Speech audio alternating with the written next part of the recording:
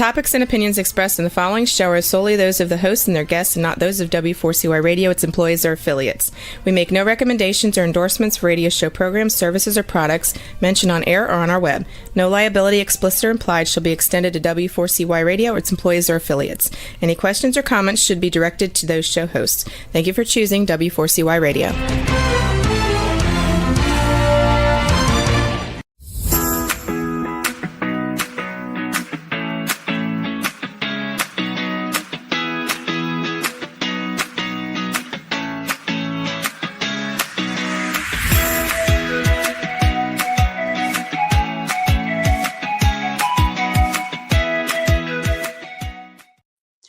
Hi, welcome to my show, Learning to Dance in the Rain.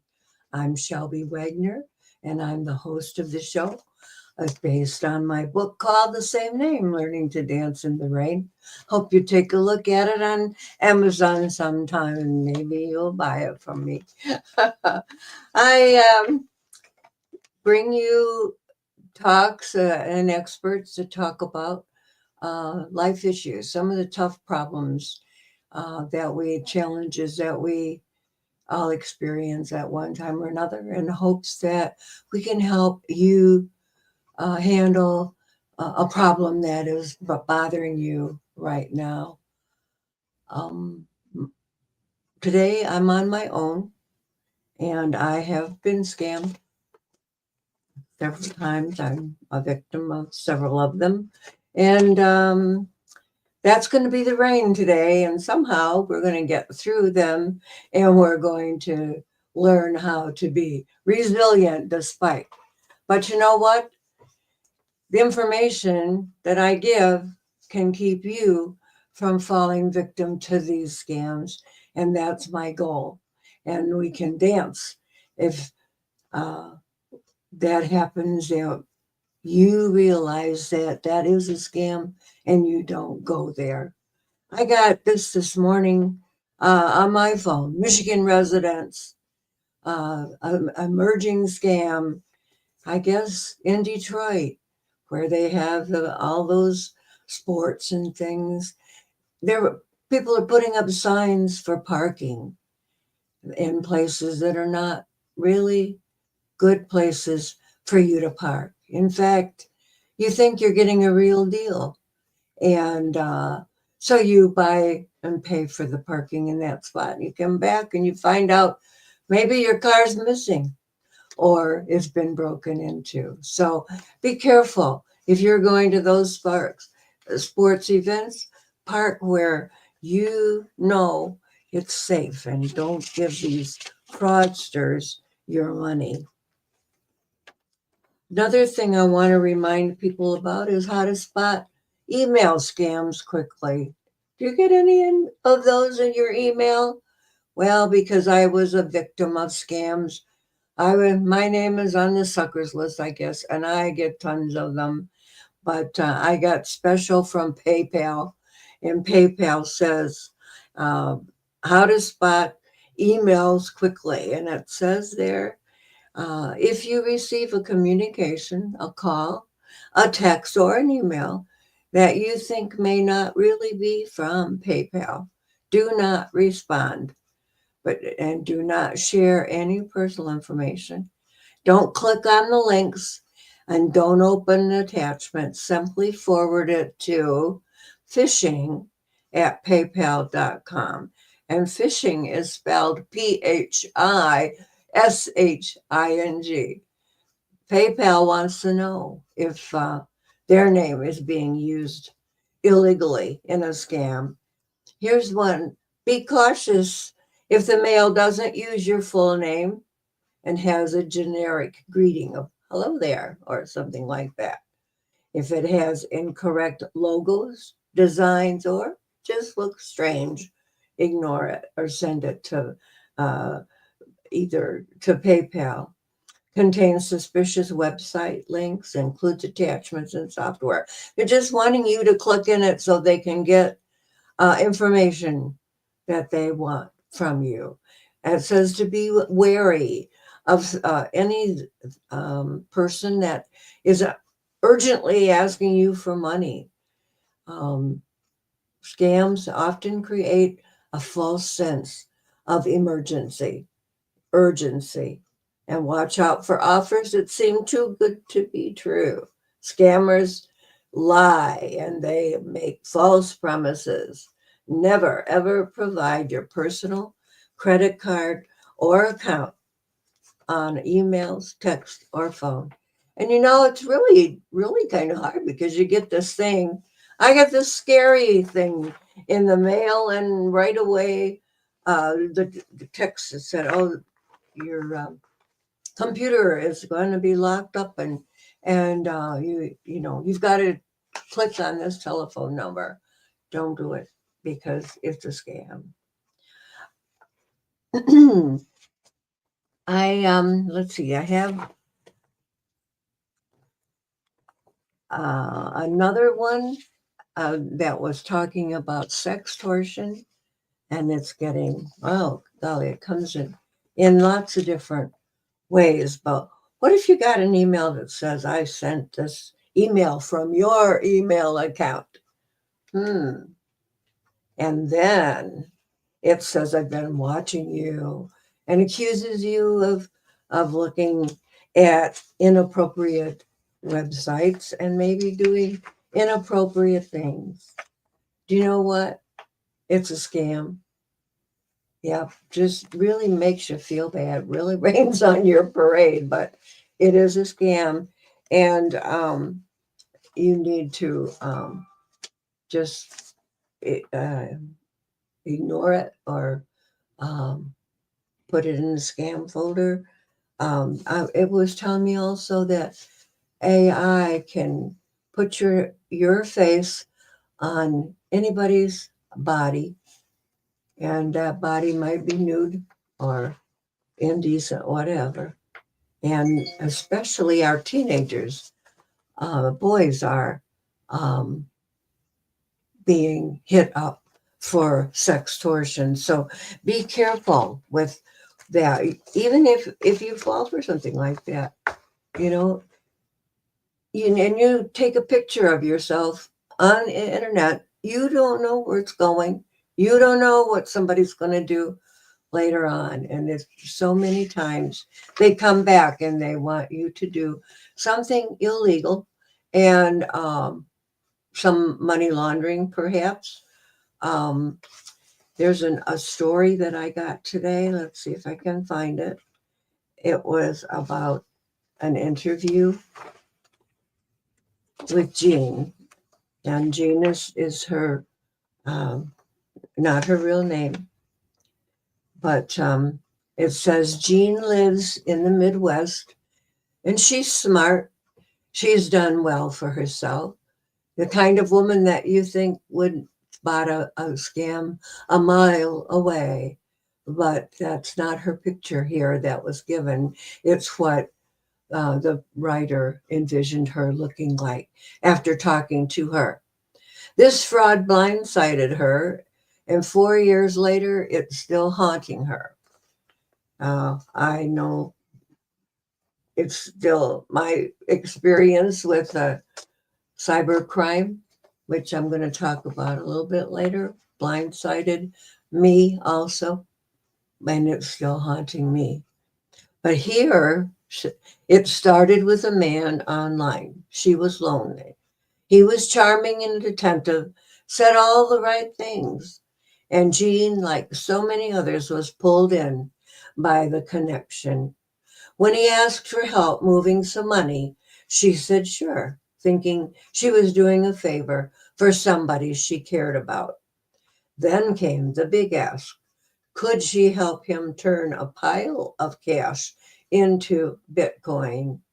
It was urgent, complicated, and she was the only one he could trust. I've heard that before, believe me.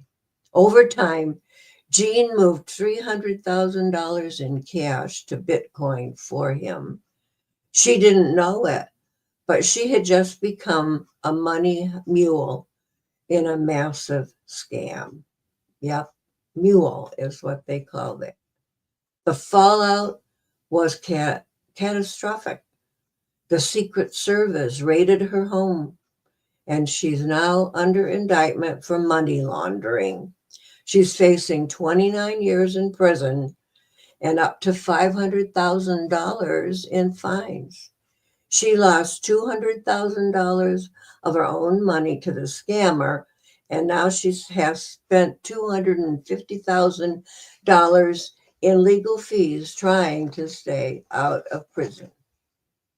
This wasn't just a scam, it was a full-blown takedown of her life. And here's what you need to know learn from Jean's story. 1, never send money or move money for someone you've never met in real life, period. If you haven't shared fries and made awkward eye contact in person, you definitely should not be sharing your routing numbers. 2, if somebody asks you to convert cash into Bitcoin, run. That's a favorite trick of scammers. Once that crypto's gone, it's gone. Your money is gone. 3, urgency. Urgency is a clue. And don't tell anyone.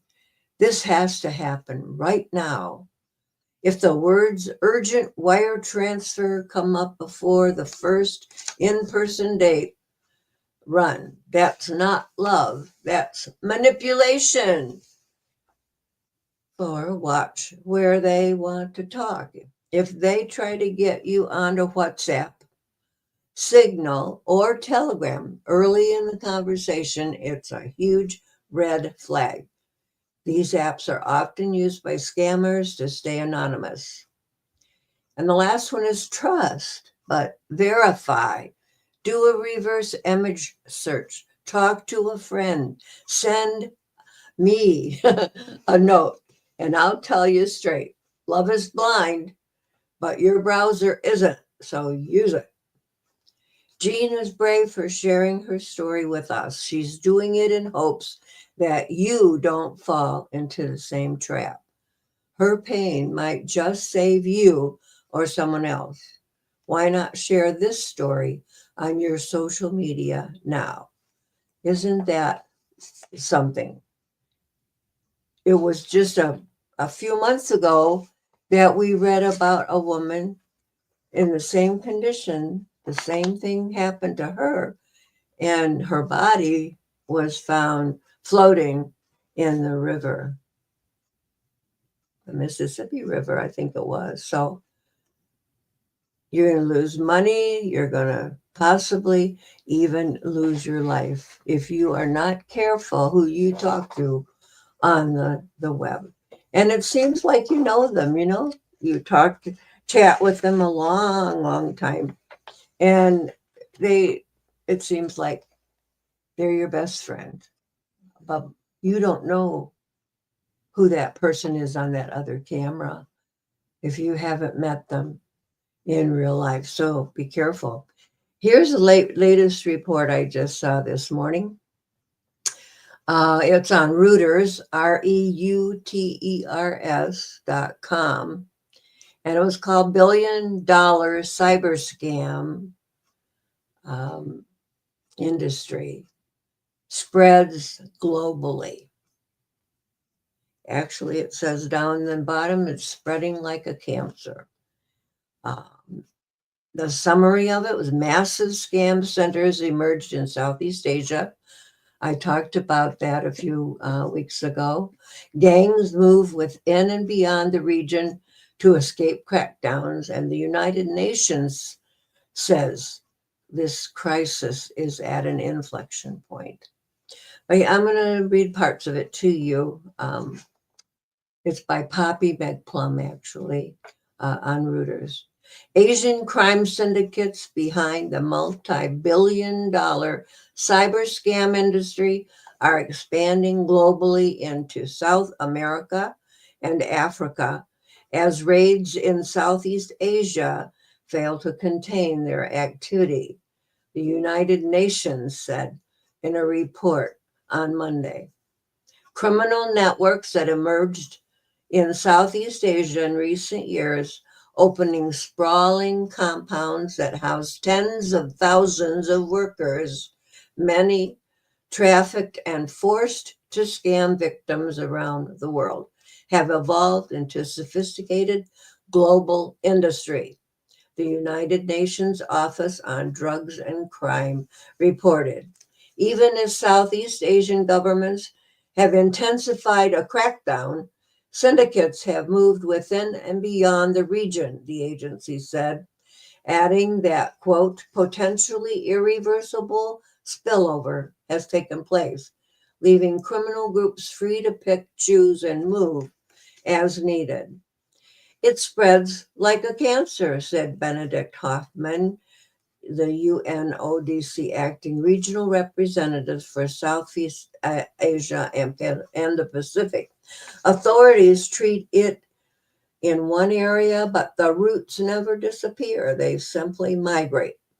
Conservative estimates indicate that there are hundreds of large-scale scam farms around the world generating tens of billions of dollars in annual profits.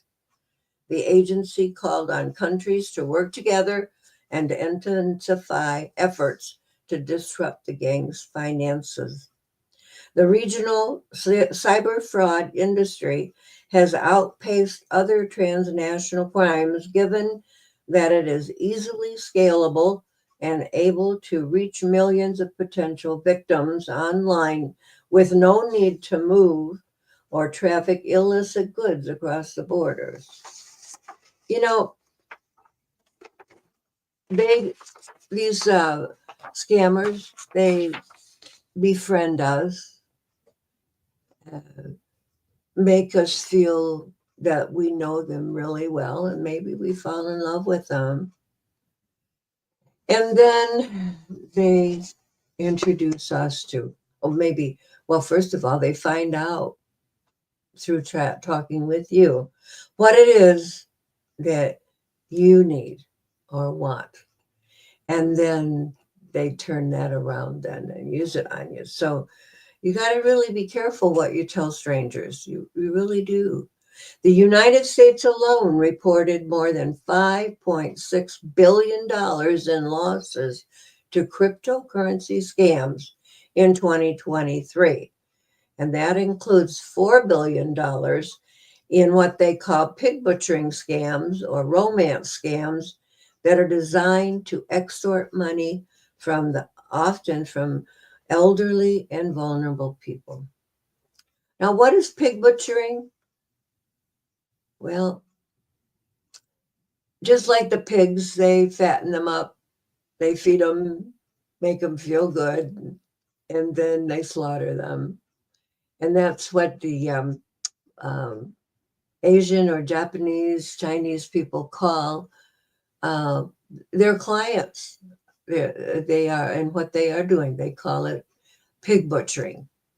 And they share notes on how if one of them is not being successful getting money out of their particular client, then they share ideas with other people that are there, with other scammers, and really work at trying to get you to do what?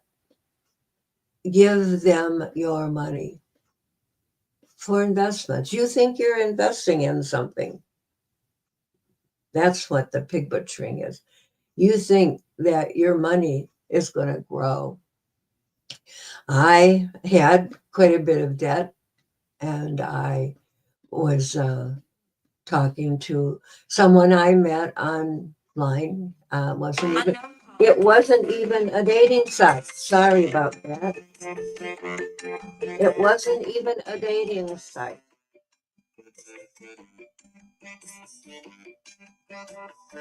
I hope that you're not hearing that, but I got to get rid of this. Sorry about that. I usually turn it off. There we go. Now I found it. I'm sorry. Apologize for that. So anyway, I had incurred quite a bit of debt, and I was hoping that investing. He said he had made enough money to buy a house for his mother. I mean, gee whiz, that sounded innocent and nice, didn't it? Too good to be true. Yeah, it was. So, and then when I found out that I had lost that money, another one came along and found out I had lost the money. So he had a good idea of how to get it back for me. Well, instead of getting it back, I lost more. So luckily, I was smart enough not to accept any money from them and put it in the Bitcoin or whatever it was. There were several requests. They wanted me to open a bank account for them here in the States. They were out of the country and they were having trouble getting their money. And they wanted me to do that. I said, no, I'm not doing that.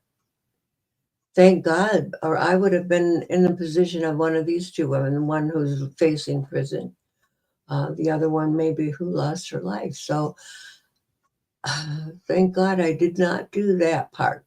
I didn't do anything that harmed other people, but I sure harmed myself. And it's been a rough, it's been a rough 5 years, 3 to 5 for me. I guess that's where I learned resilience, though, because I uh, developed a new habit, and that habit what happens to be dancing. And I also started writing.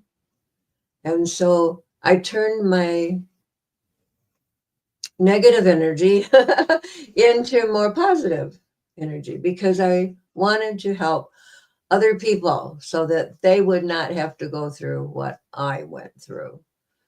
Um,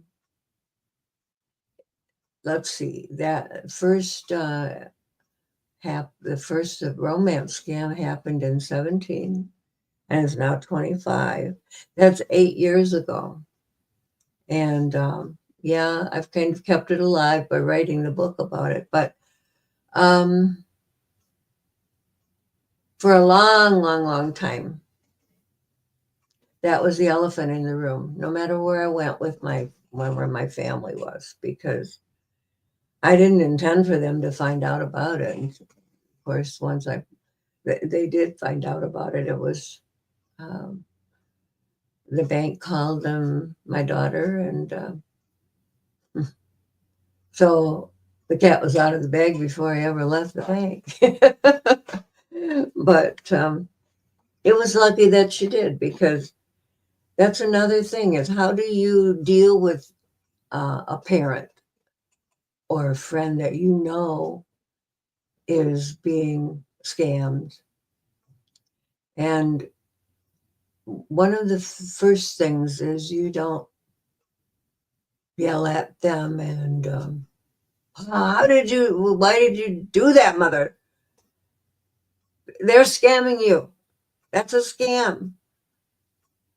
um, yes, you're going to be angry, but they're not going to believe you either unless they have some proof. Um,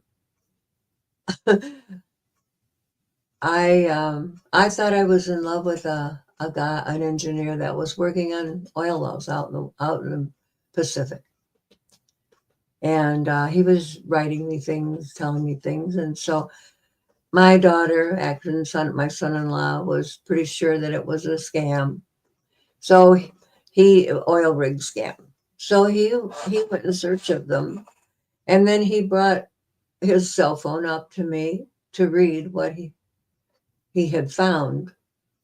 And what I was reading on this website about life as an engineer on an oil rig was not the same as what this guy was telling me.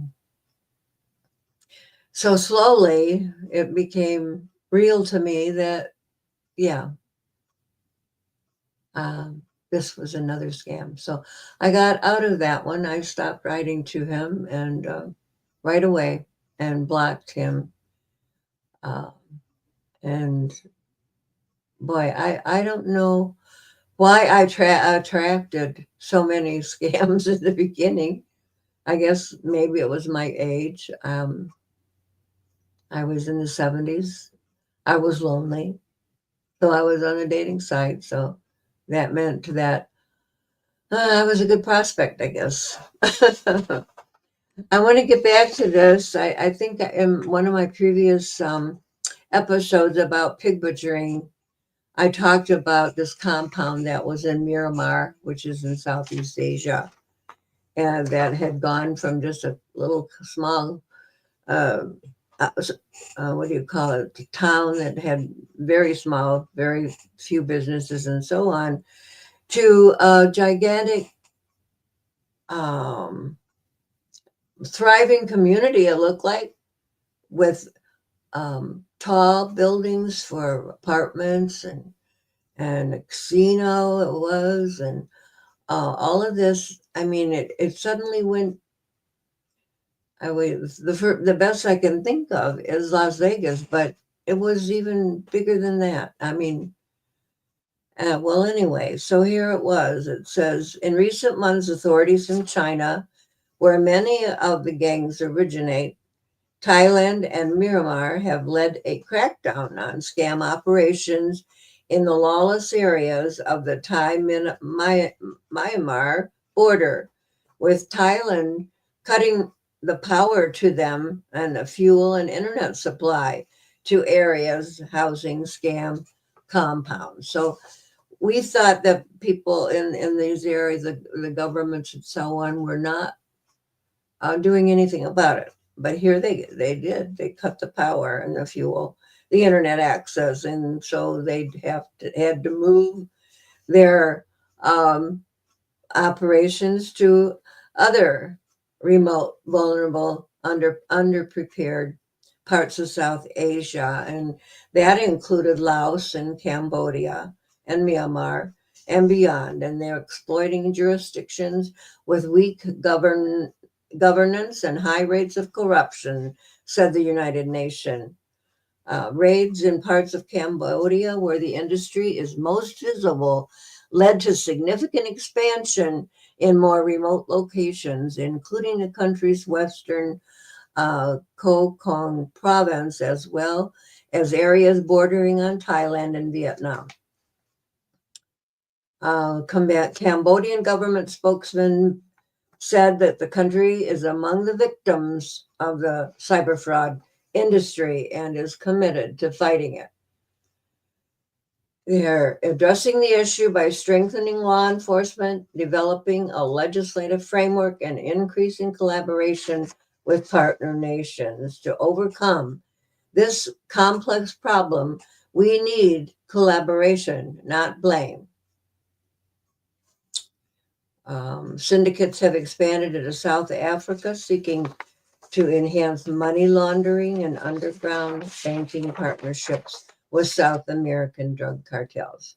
They are increasingly establishing operations in Africa, Zambia, Angola, and Namibia, and Eastern Europe, including Georgia.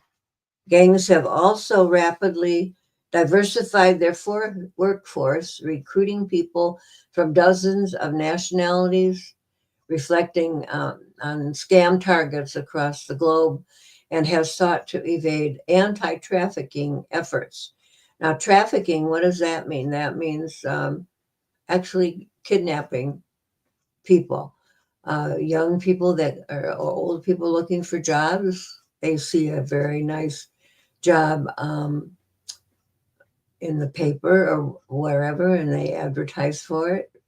And they send a resume to it, thinking it's a legal job. And then when they get there, they find out that they are being enslaved and have to do something that they don't want to do. But that story was in the Reuters.com.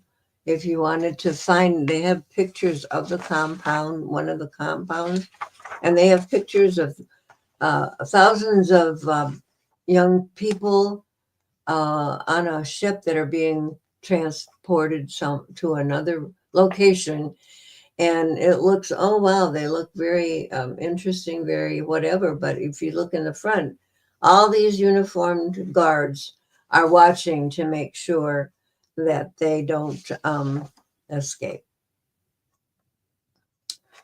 So let's see. All this I brought to you today. Does that make you feel bad? Oh boy, it sure has made me feel bad. I gotta think. So how do we get out of that funk that we just now got in? I don't know, but the more we talk about scams and the psychological effects on victims, um, it's more than people think, because once you realize that these people lied to you, you've lost a dream of a happy future life together. Um, and you have to cut off all contact with them because the person is really not real. I mean, it's not what is has said that he is or she. And there are women that do the same to men. It's not just women that are scammed; men are too. And a lot of people are too embarrassed to talk about it, and that makes it worse. But anyway, we blame ourselves too. Well, golly, how could I have done such a stupid thing? I remember back on my incident with the cyber crime. It was pig butchering, because the money that they want used to be a wire transfer, but and then it was buying gift cards, and I bought a few of those and sent them the numbers. Um, but you think, how could I have done that? I don't know, but I look at the positive side. At least I didn't get into the money laundering. I'm trying to talk to you to help you keep from investing your money in something that really is not what you want it to be. Um, I talk about the money laundering. Well, this one guy, he was going to pay me back he had an inheritance, and he was going to send me a trunk full of gold bars. And I was to um, keep that for him until he came back to the States. I could take whatever it was I was supposed to take out of it to pay me back for what I sent to him. Did that sound right to you? No, it didn't sound right to me either, but I did it. I gave him my address. And then what happened? Well, and then he knew where we lived, and my family, I was living with them, and they were scared and I was scared. But life goes on, and now it's 8 years later, 5 years later for the other one, and I'm fine. I'm pouring my energy, be a fraud fighter. I hear that. And member of the Operation Shamrock, trying to uh, let people know how, what is going on. I said 8 years ago this was like a pandemic. Now they're calling it a cancer. The United Nations had called it spreads like a cancer. Yeah, when I wrote my first book about being scammed, it was $145 million, 2017. 145 million, and now it's $5.6 billion. Woo! Sounds kind of like the well, I'm not going to get into politics, but boy, how much in debt are we there? Several trillion now. Didn't even know there was that much money in the whole wide world, but I guess it is. So anyway, that's my talk for today. Anybody have any questions? What do you know? Well, if you think you're being scammed in a PayPal scam, send it to phishing@paypal.com.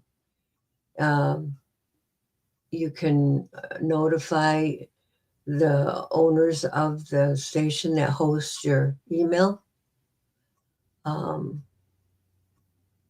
In FBI. What is it? FBI.IC, I believe, is the URL for getting to them. But anyway, I thank you for being with me today, and I guess I'm done. I hope you will go to Amazon and take a look at my books and buy them. I have 3 up there: Learning to Dance in the Rain, Surviving Grief, Internet Dating, and Romance Scams. It's in the 3rd edition. That was my first book. And the second one was Scams. It outlines or details 150 different ways people try to trick you to get your money. And my newest one is Finding Love Online, a guide to internet dating. And I'm trying to get my 4th one published on KDP as we speak.